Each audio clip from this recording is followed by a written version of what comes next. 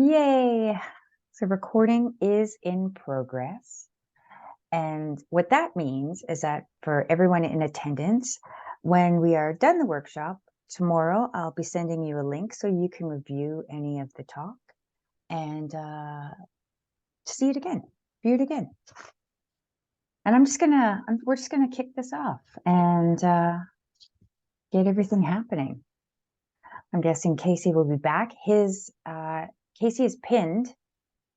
And if you go up into the top right hand of your screen, there's a view button. So you can choose to have just the speaker view, which will just be Casey or whoever's speaking at the moment, or you can have it in gallery view so you can see everybody. You also have a choice to hide those folks whose cameras are not on, so you just see the people as opposed to the names. I like to see everything, so I'm always in gallery view. So good afternoon, everyone, and welcome to season 3 of Urban Art Biz. I cannot believe it's already season 3. I'm Arlie Ashcroft. I'm the Indigenous Programs Manager at Creative Manitoba. I'm Métis, and I want to acknowledge the land that we are on. We are on Treaty 1 territory, the ancestral lands of the Anishinaabe, the Cree, the Oji-Cree, the Dene, and the Dakota peoples, and the homeland of the Red River Métis Nation. And I also want to do a shout out to Shoal Lake 40 First Nation for our water, because water is life. And I always think it's important for us to acknowledge our ancestral lands, because for Indigenous peoples, for my ancestors, we're storytellers. And usually it's an oral tradition of storytelling that has happened throughout the eons and the millennia.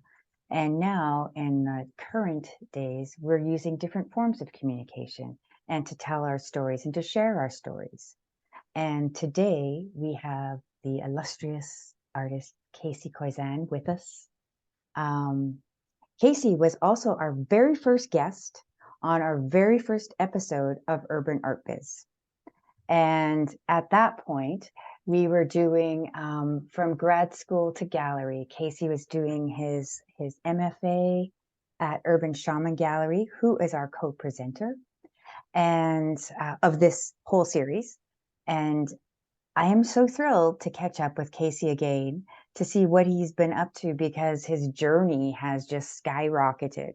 I'm going to read a bit of Casey's bio.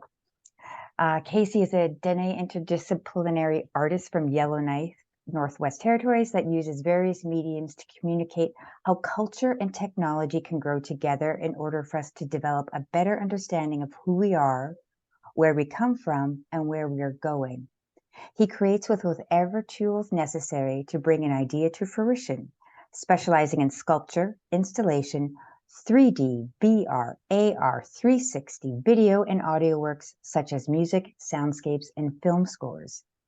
He is now an internationally renowned artist that has participated in many residencies, exhibits, festivals, and collaborations in parts of the world such as Finland, Colombia, Chile, Mexico, the Netherlands, the US, and the UK. He's also a musician, producer, filmmaker, actor, narrator, and advocate for future generations of artists and musicians. Is there anything you don't do, Casey? That's what I'd like to know. I mean, your resume, your career has taken off to such a degree, and I'm so thrilled to catch up with you and find out what you are up to and what you have been doing and where your journey is taking you. Excellent. So I guess this is a segue into the presentation, or should I say a few words first? Why don't you say a few words first, Casey? Okay. Yeah, so I am a Dene interdisciplinary artist from Yellowknife, Northwest Territories, Canada. I have lived all over Western Canada throughout my childhood, my teens, and my life. and now based in Winnipeg. I moved down here in the fall of 2019 to pursue my MFA. Worked on that through the pandemic, which definitely wasn't easy, but I'm glad that I did something constructive during the thick of the pandemic.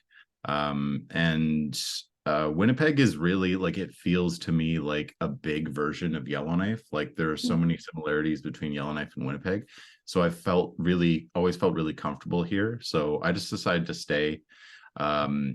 Also because it's right in the middle of North America, and it makes it really easy to travel, because there's been a lot of travel within my career since the MFA and during the MFA.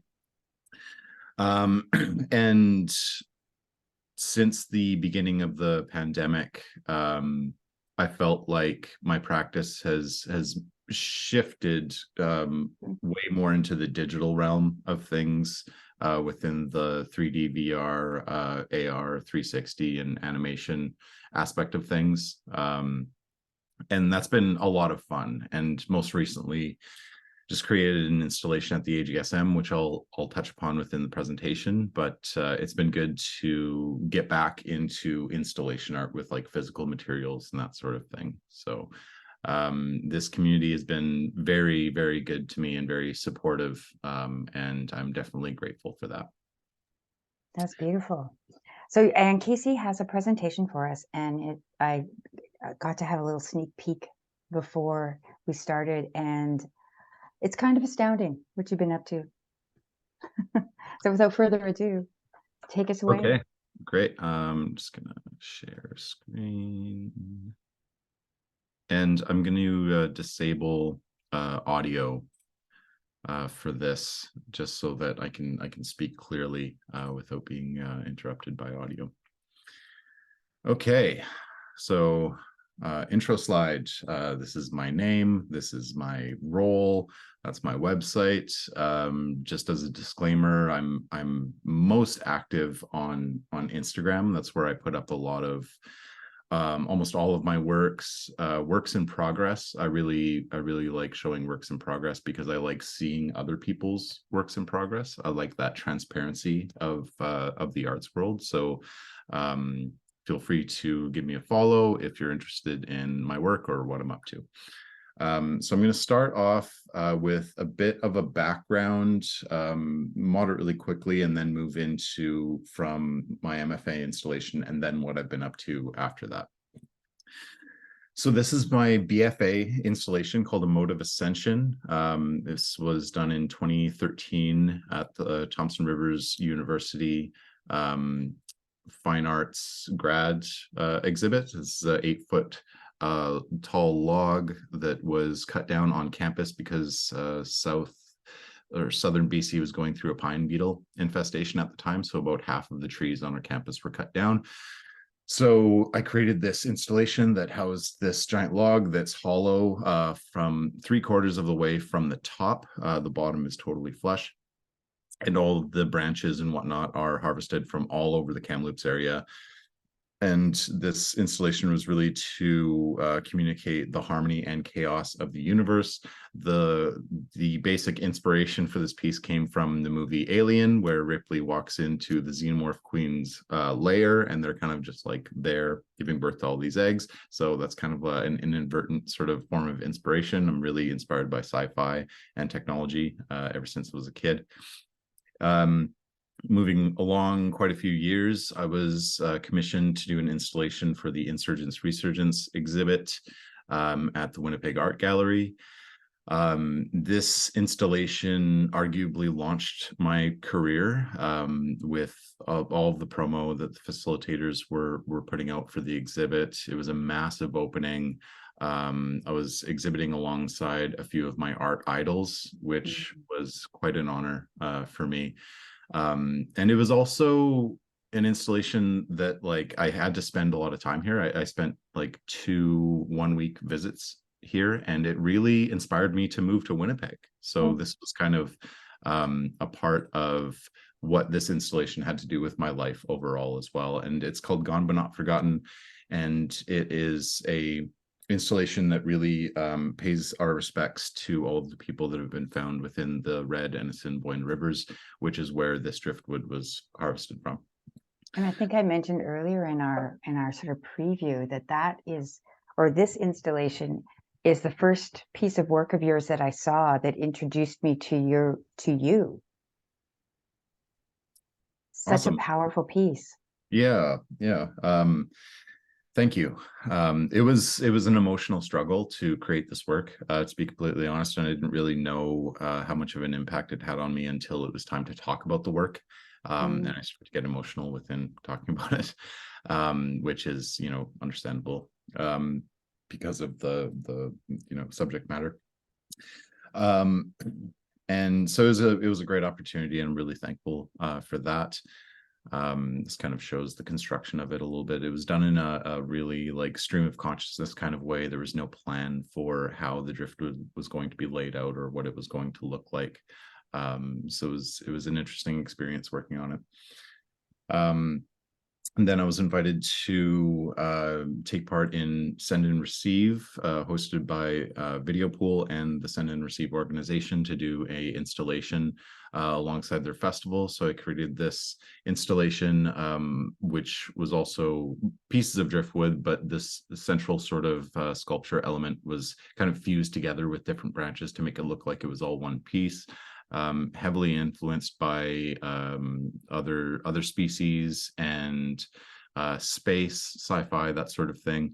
There's a 360 laser scanner on the base of the sculptural element here, which picks up people's proximity to the sculpture, and it changes the pitch of the audio soundtrack and the soundscape in the space as you get closer and further away from it. And there's also video of the sun and the moon on each sort of time. It's called Sedze time, which really kind of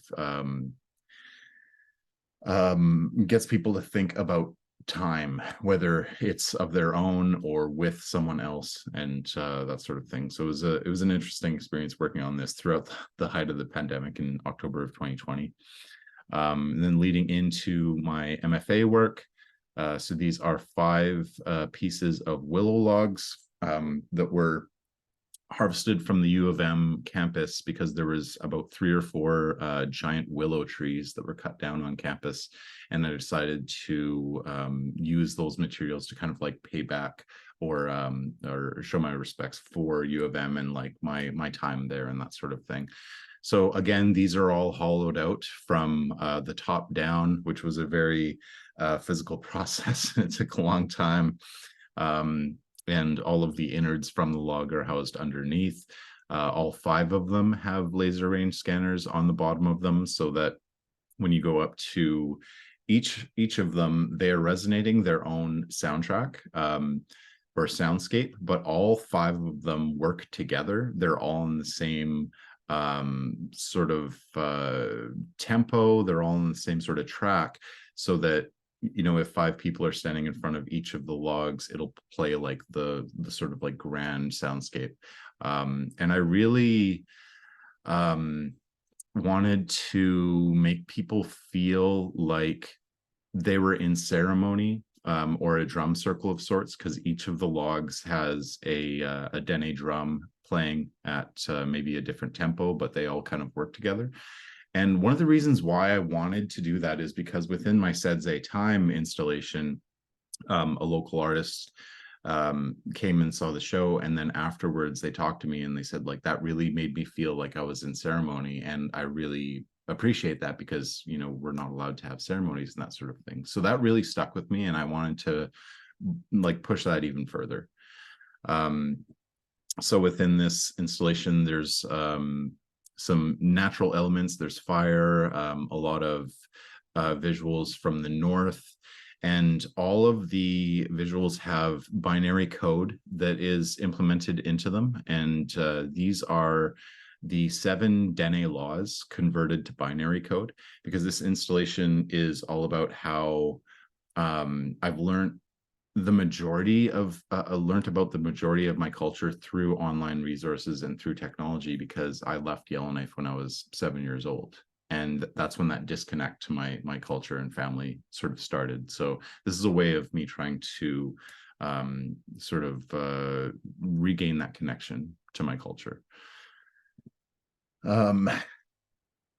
So yeah, it was an interesting installation. It was awesome to show my artwork at Urban Shaman. It was the only place that I really could show it because U of M's main gallery didn't have enough support on their ceiling in order to support these logs, whereas Urban Shaman has these like giant beams that are really strong. So I was really grateful for Dana and the Urban Shaman team for taking me on at such short notice.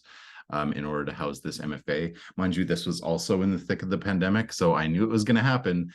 So it was only open for 3 days before we got hit with a lockdown, and that pretty much nixed the rest of my the month that it was supposed to show there. But regardless, I'm happy for the opportunity. So since then, since my MFA, I've done a lot of travel. This was a work that I created within a micro residency in Charlottetown, PEI, at the Confederation Center of the Arts in PEI. I know the name's not the greatest.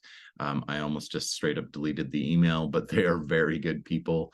And after this mini residency in this work, the curator actually invited a bunch of people from Winnipeg to go to the art center and have a show there. So really good people, despite the name. So they asked for a somewhat experimental digital video sort of work. So I made all of these works while I was there. And it was an amazing experience. And then this is actually quite an old work, but since then I was working more into the VR realm and the 3D realm, which really got me into animation. And within the height of the pandemic, I felt like this was a good place for me to be at, and a way for me to work in order to express myself creatively. So this is a piece called Raven Gods. A lot of my VR work, when I started working in VR within Tilt Brush, was inspired by a lot of the Dene legends and the animals of the North.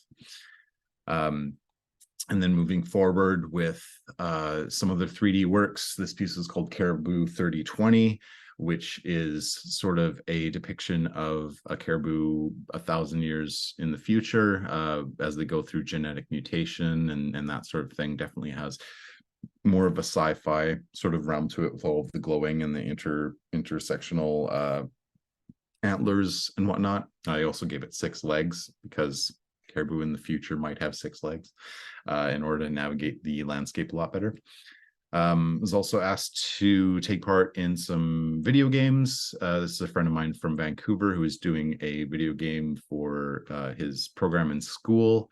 So this game is called Mosher Island, and it's free to play online. I think if you just type in Mosher Island video game, it'll take you to the website. But it's basically like this island that's sectioned off into 4 quadrants. It's heavily inspired by the medicine wheel. And in each of the quadrants, you are to find 4 of the offerings. So sage, sweetgrass, tobacco, and cedar.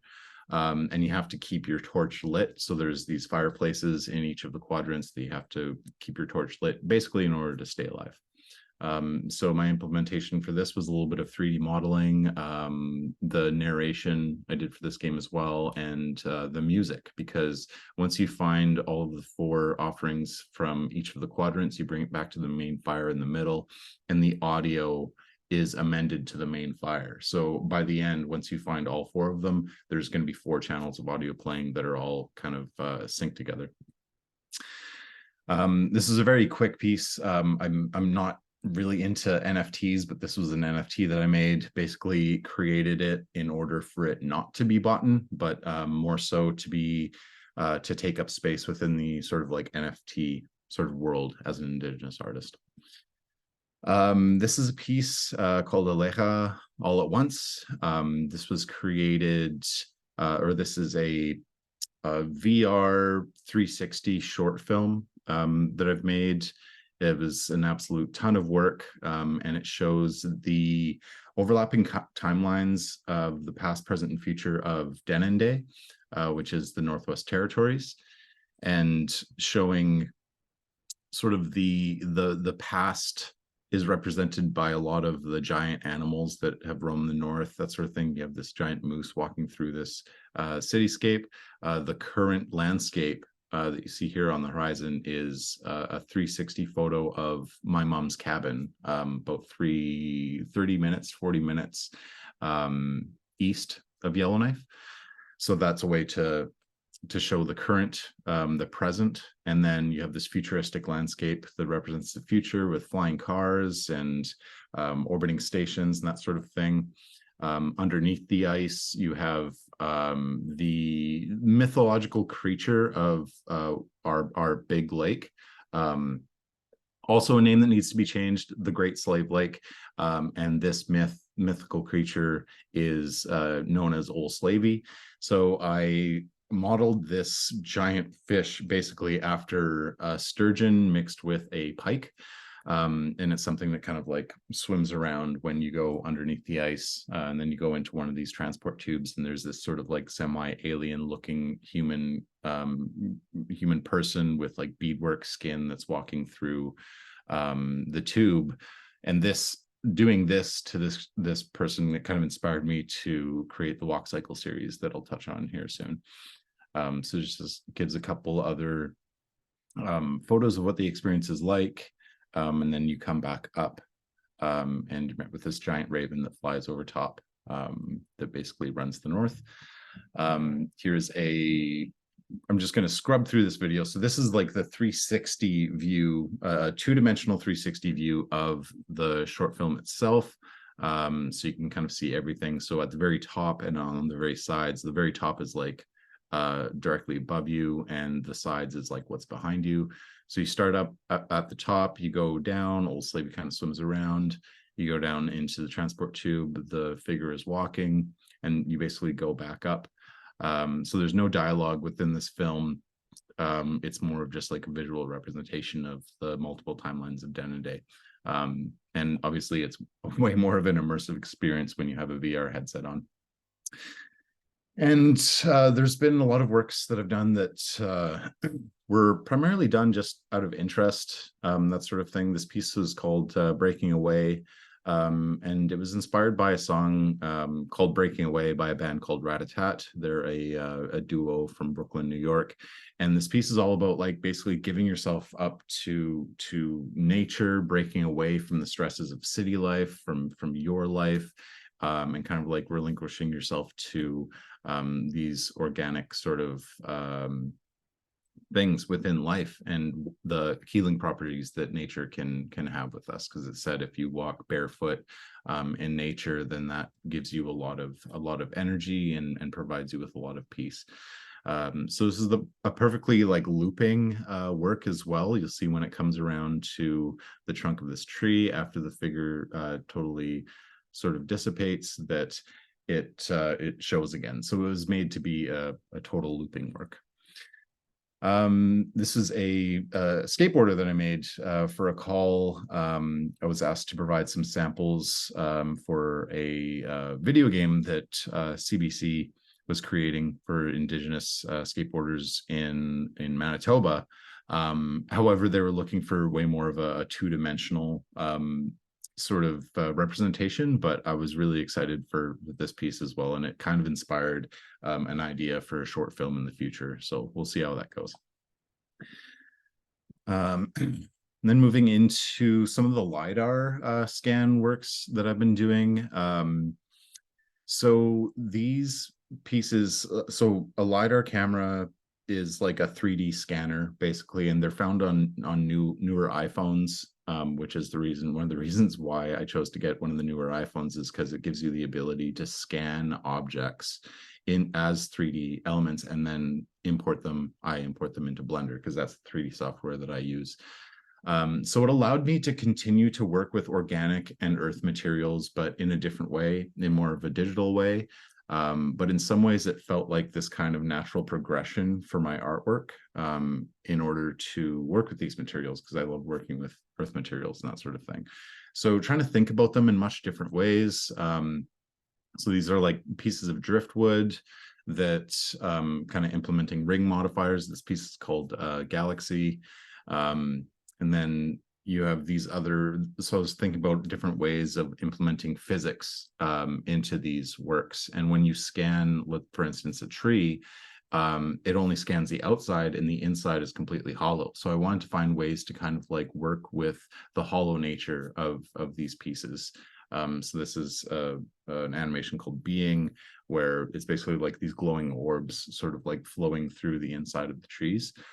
This piece is called Preservation, and it's sort of a depiction of natural elements or trees kind of like being preserved with these sort of like sci-fi elements. And all of these works are all of these animations are represented within work that I've just recently shown at the AGSM in Brandon. And throughout all this, like after the walking figure within the VR short film, I got this idea to create these walk cycle works. So this was the very first walk cycle work that I created that was really inspired by Indigenous art materials. So this piece is called beadwork, and I'm implementing physics properties into them as well. So when the figure's walking through this like star field of beads, they're kind of like ricocheting off of the character. And I started this primarily just as like a test, like, you know, what's this going to look like? And I was really pleased with the result, but I was also really concerned as to what beadworkers would think about this work. And I was really hesitant to put it out there. But once I put it out there, it was nothing but excitement from like people who were working with beadwork and that sort of thing, because my depiction of this, and the reason why I created this, was because of respect for these materials. And I don't do beadwork, but I've always really enjoyed beadwork. I love how it looks and feels with some of the people that have been creating it and the stuff that I've seen in person. And this material, one of the things that inspired this was this beaded card holder that I received after doing a music workshop in Betchico, Northwest Territories.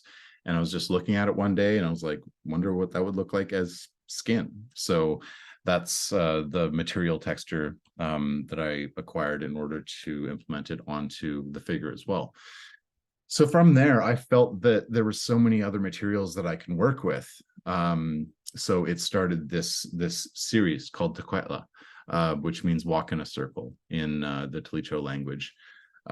So since then, I've created 6 walk cycles, which are inspired by these materials.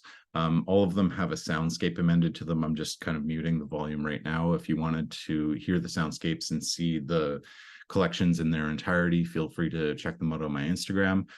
So this piece is called Antler. It's my most recent work, and it was engineered to be horrific, creepy, scary. And the feedback that I've received definitely resonates that. So I'm happy that it came through. What did I just say? I said, I love these pieces, these walk pieces. I find them fascinating and mesmerizing, but they're also very creepy. I think they're incredible. Yeah, so this one is created with a culmination of caribou, moose, and deer antler, because those are the animals, most prolific animals with antlers that roam around the Northwest Territories. And the landscape was kind of like built to really resonate the Northwest Territories as well. One of the last steps that I did for this piece in particular was make the sky kind of yellowish, very smoky. And as many of you heard, Yellowknife has gone through a very difficult summer with the wildfires, even having to go through an evacuation, which everyone is returning to Yellowknife now, but the smoke is still very present. So yeah, this is one piece. This is a piece called Quills, which is inspired by porcupine quills. And the construction of this was kind of interesting. It went through a few different versions, and the size of the quills really matters, because when I first started, there were kind of really smaller quills and the figure looked too human. So I needed to make the quills bigger and have the right amount of them so that I can get to this point of a balance of cute and dangerous, just like a porcupine. So I think that I've achieved that. And then you have the physics elements of it where quills are flying off of its back and into the air because they have the ability to kind of like shoot their quills, and also how the quills just kind of fall off of it and rest on the ground. So this is arguably my favorite piece. And this render, I wanted it to really like to come close, but to come too close. So it like when it really gets close, then it's almost like right in your face and you're kind of almost in danger. This was the second piece that I've made called Ancestors, and this piece is inspired by tanned moose or caribou hide. I know the cloth simulation of it doesn't necessarily resonate the consistency and flexibility of moose hide because it's usually a lot stiffer. But hey, these are 3D animations in a surreal world, so I can kind of like, you know, do whatever I want. However, this cloth simulation took 40 tries to get right. It was definitely a labor of love, a lot of rendering, a lot of baking, a lot of testing. But then I finally came up with these settings for it, and I felt it was good to go. So this piece my main inspiration was from our ancestors, our elders, our grandparents, our uncles and aunties who were really hard on us, but for a reason, because they were the ones who saw our true potential and they wanted us to grow up to be like, you know, good people. So they were not short about disciplining us. So this piece is called Dentalium. After Dentalium shells, this piece took arguably the most research out of all of the walk cycles because I'd never seen a mollusk before creating this piece. I've only seen the shell, the Dentalium shell. So I wanted it to be housed within its natural environment. So I made this walk cycle that I tried to make it look like it was underwater, that sort of thing. You have the smoke blooms of the feet as it walks through kind of like the seabed, and that kind of thing. So the first beadwork piece was too human looking. So I created beadwork version 2, which is more of a spirit or creature looking thing. It fits more of the aesthetic of the rest of the walk cycles. And I wanted to remove as much of the human elements from these walk cycles as I could, even though their actual walk is very human, but what they're made up of is the material themselves. So that's more of what I was going for. This piece was probably the most fun to work on in regards to the audio, because I really tried to go for more of like an ASMR kind of vibe with it. So each of the footsteps, I put a bunch of beads into a spaghetti jar lid and basically tilted it back and forth. So it has this like shh, shh, shh kind of sound to it. And then for the beads dropping off of it onto the ground, I put my mic really close to my desk and basically just dropped a bunch of beads onto my desk, and it has these little like tingling pin kind of sounds. But you'll see that this is very much different visually than, let's say, Antlers. This is very high color, going for more of a, you know, like a happy-go-lucky kind of vibe, even though that's not really how I am as a person. But I feel like getting out of your comfort zone is really important within your artwork. No disrespect to people that just do what they know how to do and do what they love, but for me it was like an emotional kind of thing, like making something that isn't dark or dealing with death or anything like that.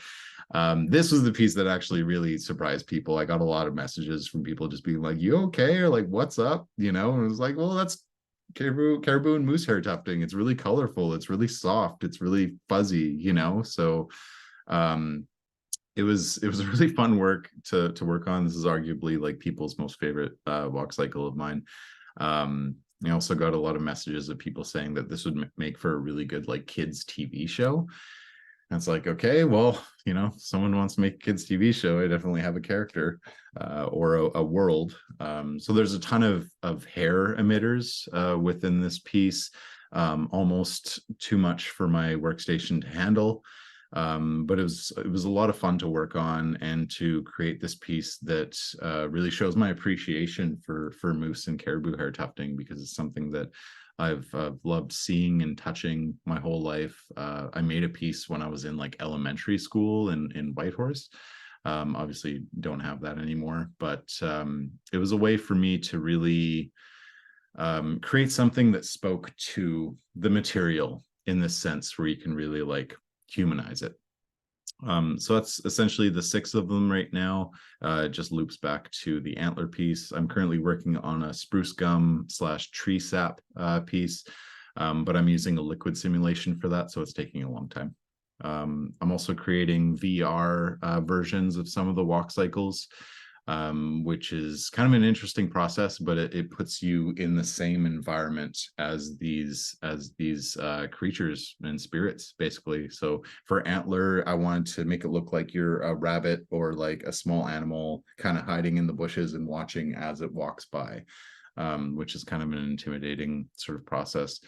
With ancestors, it sort of like tricks your perspective of scale, where it starts in the distance, and then as it gets closer to you, you realize that it's this giant and it walks right over top of you. And since my MFA, I've been working a lot with augmented reality. And I'll be completely honest, I didn't get into augmented reality by choice. I was asked to create augmented reality works, and that's just kind of how it's been going. And the more I work with it, the more I like it. It is really challenging sometimes, but this is a piece that was created in partnership with Cheetai from the UK. We made this AR work that basically tracks the progress of an acorn as it grows from an acorn to a sapling. Our inspiration for this was basically like a pregnancy monitoring app, where you can kind of like gauge the growth of the fetus within the stomach and the womb. And it really, our goal for this was to engage children and to kind of like teach them about the importance of reforestation and rewilding. So this is a look at some of the construction. I modeled the acorn and the sapling in VR using a program called Gravity Sketch that we then animated in Blender. This is kind of a walkthrough of like what the animation looks like as it goes through the time of I think like 6 to 8 months sort of thing. And then we had the opportunity to show our prototype works at South by Southwest in 2022. So that was an honor. I've been wanting to go to South by Southwest for like the 10 years previous. So it was amazing to be there. It's an awesome festival. And this was sponsored by the UK Canada Immersive Exchange Program that I was in from 2020 to 2021. And then we had the year to work on it and showed our prototypes at South by Southwest then. Then I was invited to take part in another augmented reality work in partnership with Eric Guagliardo, who's based out of Dallas, Texas. And this was sponsored by the Canada General Consulate main office in Dallas, Texas.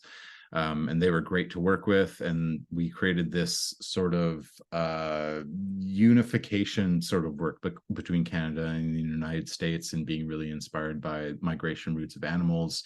The hummingbird was our kind of like our mascot for the project. So these stones are stones from the Dallas and Texas area that Eric had scanned with a LiDAR scanner. And then we implemented some petroglyphs into the works to speak to the past as well, and some of the nations that are represented there. And so this gives sort of an augmented reality view of what it sort of looks like. This is in the gallery of the Visitor Center Gallery in Yellowknife, Northwest Territories, where I had my solo exhibit. This is a sandstone rock, which is also found there. Sort of an animation walkthrough of that as well. And so we had this displayed at the Dallas Museum of Art outside with these floor clings where you can scan and then they pop up and you can kind of see the experience there. We had the official opening at the AT&T Discovery District Center in Dallas, Texas, where we had all the rocks on plinths and artist statement, and people can engage with the augmented reality pieces there. This was an amazing opening. There was some of these people, usually almost everyone in black there is working for the Canada consulate. This is my creative partner, Eric Wagliato here. And there was a lot of suits in the room, and there was, dancers, and it was just a really good time. After that, the project made its way to South by Southwest 2023. Where we showed our augmented reality works within Canada House, and then we had a talk at Canada House. So that's myself. Eric is here. This is Ben Cooper, who runs the Vancouver Winter Arts Augmented Reality Festival, and he's actually the one that linked me and Eric together. So I'm really appreciative for him. I can't wait to see him when I go to Vancouver tomorrow. This is Noella, who works for the consulate, who is moderating the panel. And more into recent times. So I went up to Yellowknife this summer for a month, and I had a solo exhibit at the Yellowknife Visitor Center Art Gallery. So I was able to show my walk cycle works as well as the augmented reality works. It's funny taking pictures of people looking at augmented reality because it's like they're looking at nothing. And then I was also showing my VR short film there. So it was really great to be able to bring this sort of artwork to the Northwest Territories, because not many people do this kind of stuff up there. This is really cool. This was my Airbnb host who came out to my show, and it was just like kind of a surprise to see this support from someone that you barely even know. But that was a lot of fun. And then we had the artist talk for it as well. A lot of friends, people I know, and people that I don't know came out for the talk. So that was really great. I also did a sort of critique, open critique session with some of the local artists there, and I was talking about a work in progress that I had going on. And got their insight from it. So it was really great to be there. While I was there as well, I also had the opportunity to do some mocap work with a local dancer. This person actually lived in Winnipeg for quite some time. They're a really cool dancer, and it was just great to capture this data in order to work on a piece which is still in kind of production that'll hopefully be released soon. Then a few weeks ago, maybe last month, I was invited to take part in an augmented reality residency just outside of Kingston, Ontario, with a bunch of a few other artists, some emerging artists, some educators and facilitators. And it was a really nice experience to kind of be in this area with so many good people. Within this time, I took a still sort of section of my antler walk cycle and made an augmented reality work out of it. So this is on the big backyard lawn of the residency location. And I turned all the antlers to chrome, basically, so it has a really reflective sort of material property. Then we had our gigantic artist talk with almost all of the people involved in the residency at the Agnes Etherington Art Gallery, where we had our pre-made augmented reality works as well as new augmented reality works that we created while we were in the residency. And then getting into really recent times. So this is a installation that I created for a group show at the Art Gallery of Southwestern Manitoba in Brandon, Manitoba. This piece is called Ida, which means past in time, and it involves some driftwood, 3D animations of the LiDAR scanned sort of materials and that sort of thing. And it was a way for me to get back into installation art with physical materials and that sort of thing, as well as implementing technology into the installation as well. So I acquired 4 of these older Dell monitors, and I had to acquire some VGA cables and VGA adapters because there wasn't an HDMI input into them. They were kind of that old. and then some media players that were kind of that are playing these animations on a consistent loop. And then I had the opportunity to talk to the public about it the next day before coming back to Winnipeg for Nuit Blanche. So I had 2 works up there for Nuit Blanche this year. Both of the installations were moved to under the CN stage because of the rain that was happening. So I showed the 6 walk cycle works. I showed the 6 walk cycle works in addition to this interactive work that I've made that is shown on this huge, like 24-foot inflatable back rear projection screen that I bought off of Amazon. And I had a piece in Nuit Blanche last year, which was somewhat similar, but it was a way for me to create an interactive work that is fun for all ages. And it was good to have both of my works within the same space, because initially they were going to be at 2 different locations, but the kids love this kind of stuff, so I wanted to make something that was just fun, you know, and it was really well attended pretty much all night, so I was really grateful for the opportunity. This is kind of a behind the scenes look at the interactive work where so there's a if you'll see right here, there's an Xbox Connect version 2 camera that's taking in all of the information of the people in front of it, and then transmitting that through underneath the screen into my laptop, which is running Touch Designer, which this was made into, and then relaying that information to the projector, and then rear projecting it onto the screen, so that everyone can see themselves. It's mirrored so that if you move your right hand, the right hand is going to move on the screen. And yeah, that pretty much brings us up to speed. And like I said, I'm taking off to Vancouver tomorrow for the Vancouver International Film Festival, where I'm showing 3 of my works within the Signals event, which is a sort of event or art gallery that has a bunch of other Indigenous artists showing their work too. So My goodness. So I'm guessing that maybe up to yesterday you were updating your presentation, because that Nuit Blanche just happened on Saturday. half an hour before I joined this call. Well, I'm curious because I'm curious about your work practice, and I wanted to know what comes first for you: the idea, the tradition, the expression, or the technology? I don't have a specific formula. One thing that I've avidly done throughout my arts career is allowing myself to be inspired by anything and everything. So it's not like a linear path.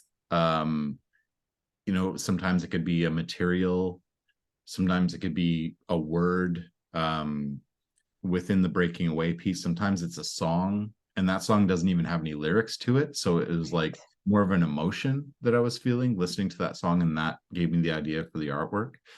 Sometimes it is the technology, you know, but I really enjoy that, like not to have this linear approach to creation, but just to be really open in order to allow inspiration to come from any different direction. Yeah, you mentioned emotion in a few of the pieces, and how you at first didn't realize how much it would affect you or your audience. And as I'm looking at, the bulk of your work, I feel like it has all of it has a sense of ceremony, has a sense of futurism and sci-fi elements to it. But there's also, from my perspective, and maybe it's just me, has a sense of sadness, like contemplation. Are those things that you intentionally put, or things that you just discover as the works are coming together? For only a few of them, I feel like where that emotion is at the forefront. However, a lot of the works, it's more of like an afterthought kind of thing, or it's not until the work is done or the 3D animation is rendered that I start to feel that kind of way. Mm. Yeah. I was wondering about if we could talk about a statement you have. It's part of your artist statement, and it's to create with unrestricted freedom, to make the unrealistic a reality, to imagine environments unbound by the laws of physics, to imagine our people and stories in the future. Would you say, now, is that your statement that you've written? Yep. And that really, um, I think that really caters to my mentality and the inspiration that I've had since I was a child, like with really being fascinated by sci-fi technology. I grew up with the Alien and Predator Yeah. films, which I was fascinated by. I still watch a ton of sci-fi and animated films because I really love the creativity within them. When I was in my second year of my BFA was the first time that I watched a Studio Ghibli film. My partner at the time rented Spirited Away and brought it home, and I was Oh, just like, right. it just blew my mind. So I think it was the perfect time to see that movie because I didn't expect a film to inspire me that much Mm. and to really like allow my mind to open in order to be inspired by so many things and try and think so much out of the box. um so with that quote, it mostly kind of relates to a lot of the 3D animation work and VR work that I deal with, but it also really relates to my installation practice where Mhm. a lot of the materials are kind of like hung from the ceiling. They kind of give this like floating sort of vibe. So you can try and imagine that you're in this sort of different world that isn't bound by the laws of physics. Because in other planets, galaxies, universes, the laws of physics could be completely different or completely thrown out the window, right? So Yeah. I just really enjoy thinking like that. And to one part of like Indigenous futurisms is to create works that actually show our people in the future.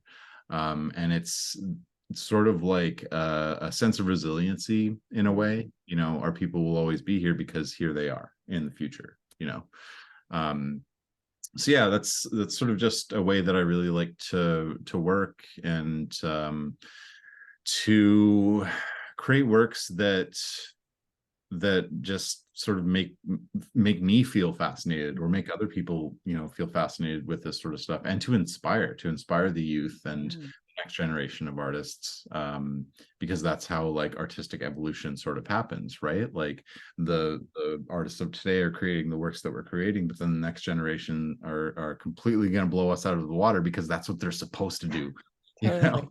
yeah. I feel like a lot of sci-fi, I read a lot of young adult sci-fi, but there's always an element. The thing that I enjoy is that sort of, like you say, the resiliency, the survivalism. And I always feel that that kind of leads into this sort of hope, this sort of like lay, lay it bare hope. It's just strips all down to hope. Mhm. How much does community play into your work and your practice? um I think more so like the community from Yellowknife definitely has a place in my work, and the North in general. The next step would be like the overall Indigenous community of Canada, the Indigenous community of the world, right? Because with a lot of like, let's say the Walk Cycle Works, my short film, that is like primarily inspired from the North and that sort of Right. thing.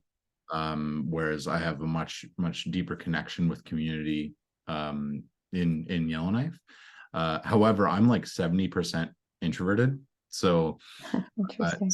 since moving to Winnipeg, I've really enjoyed the ambiguity, the not really being too known here, to have my privacy, because you can't have privacy in Yellowknife. So, I'm really grateful for the community here. They've been very supportive and that sort of thing. But a lot of my works doesn't really represent the Winnipeg community because I'm Mhm. not from here. Um, as soon as I moved down here, I told myself it's like I will always be a guest in Winnipeg. I'll never claim to be from here or like claim to be from Manitoba because I'm not. Therefore, I'll always try to create artworks and to act in a respectful manner.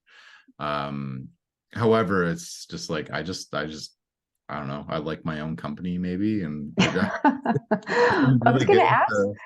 I was going to uh, ask you, like, a lot of your work is, it's the first time that things have been done.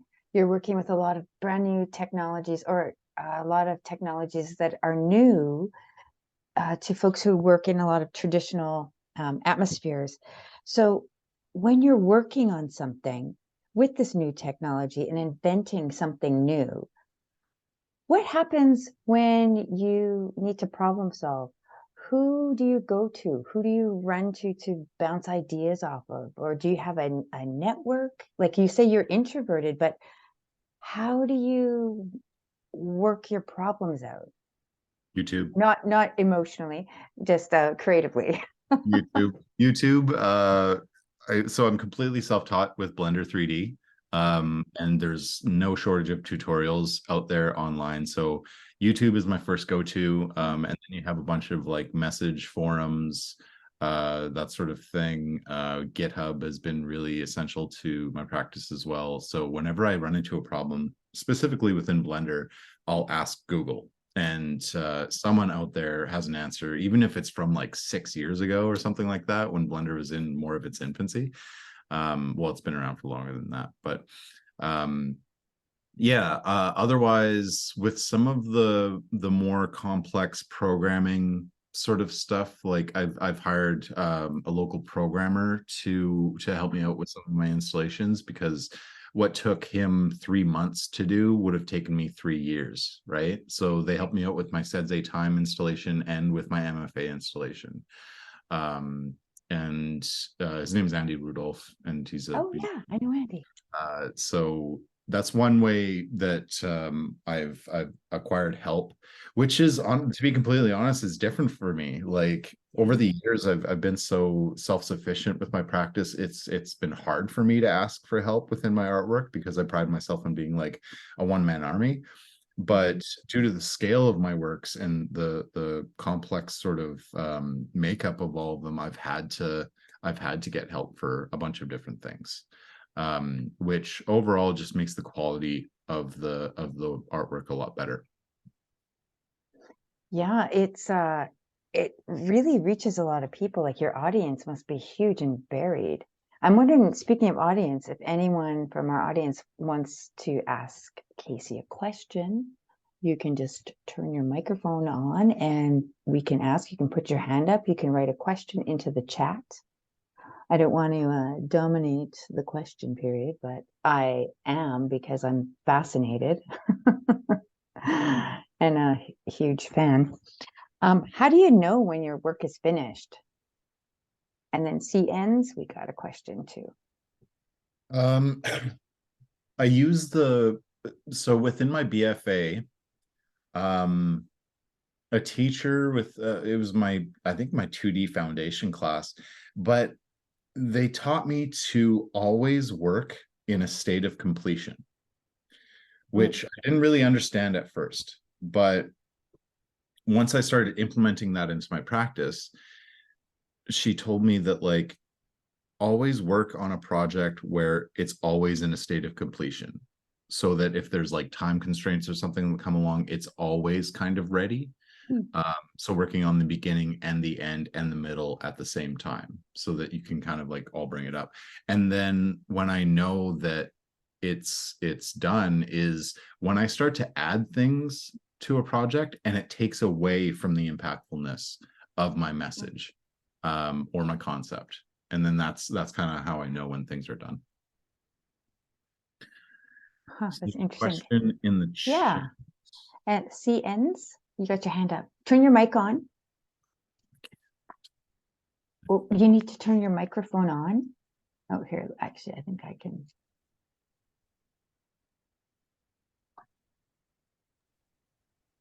Hi.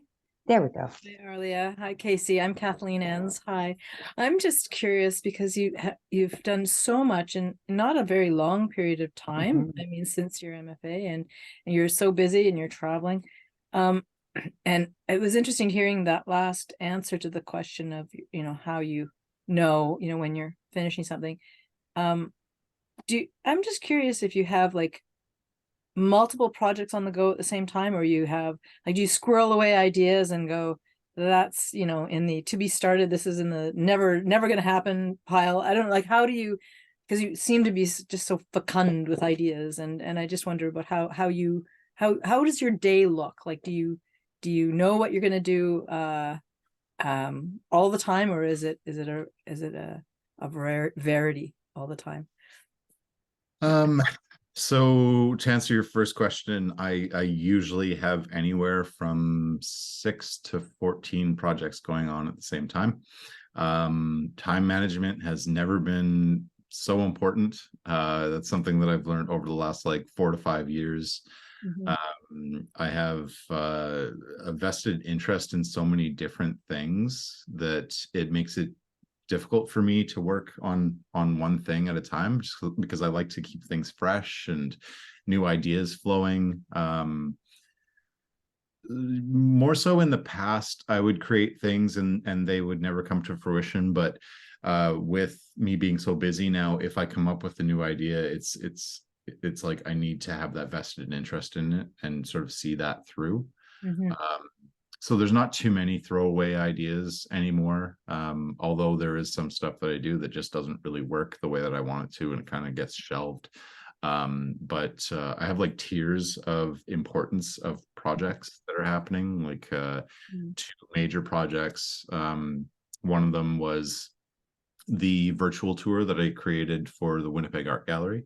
That was released in July, I believe.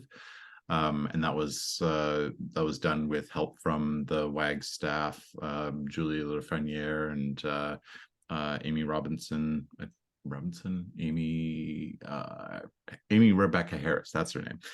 There were the facilitators and other people from the WAG and all of the language keepers from across Canada. So that was a huge project. So that was like at the top of my list. And the other project up there right now is a 3D animation that I'm working on for some producers in the Yukon, which is going to take me until the end of the year, maybe even a little bit into the new year, because it's a lot of motion capture, 3D animation. I'm also working with Taylor MacArthur on that, who's an artist from Manitoba, where she's creating all the landscapes, the digital landscapes for the animations. And then there's talks, travel, sending artworks all over the place. It's really, really busy, but it can be hectic. Sometimes it can get frustrating, but honestly, I would not have it any other way. I absolutely love what's happening within my career right now, and I feel it's a byproduct of hard work, like just doing what you love, and eventually things are going to pay off, and that's kind of how it feels. So. I was going to ask you if you had any sort of final words, and that sort of kind of encapsulates it. We do have another question in the chat. Somebody is wondering, or Ronnie's wondering, will you have anything at Hyper this year? I will. I'll be showing. Fabio asked if I wanted to show my walk cycle works. Nice. So I'm showing those works, as well as I might be showing a few augmented reality works as well. Apparently there's like a boardroom somewhere that has a TV and a table. So it might have my walk cycles up on the TV and some augmented reality works on the table. Fantastic. But in closing, I'd just like to thank both Creative Manitoba and Urban Shaman for this experience, for this talk, to be able to get my works out there, to kind of give an explanation as to what I'm all about, that sort of thing. As mentioned before, feel free to follow my Instagram, as that's where I'm most active and put the most of my stuff out there within my creative journey. Well, Ronnie says, thanks for making my lunch creative. Yes. This has been fascinating, and thanks for like sort of pulling back the curtain so we can sort of see inside what makes you tick and how you work. This has been such a great honor and such a pleasure to catch up with you again, and good luck out in Vancouver at Signal, and have a great time. And I want to thank everyone for joining us today. And I think that is all we have. Excellent. Thank you. Masicho. Miigwech, everyone. Peace.